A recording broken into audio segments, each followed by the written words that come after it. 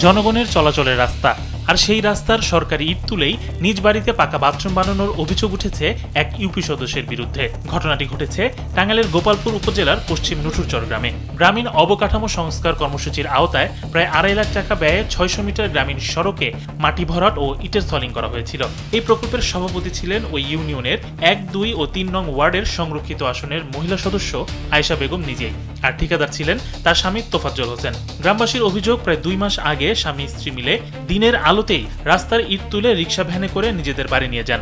গ্রামবাসীকে বলা হয়েছিল রাস্তা নাকি আরো পাকা করা হবে, কিন্তু পরে দেখা গেল সেই ইট দিয়ে রাস্তার পাশে নয়, বরং মেম্বার বাড়ির ভিতরে তৈরি হয়েছে পাকা গোসলখানা।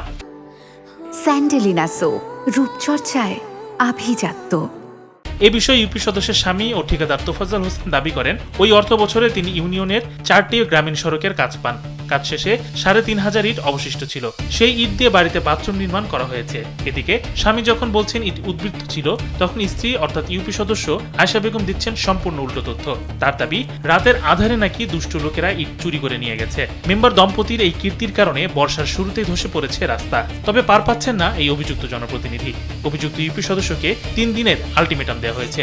এই সময়ের মধ্যে নিজ খরচে ইট কিনে রাস্তা ঠিক না করলে তাদের বিরুদ্ধে কঠোর আইনি ব্যবস্থা নেওয়া হবে বলে জানান এই কর্মকর্তা।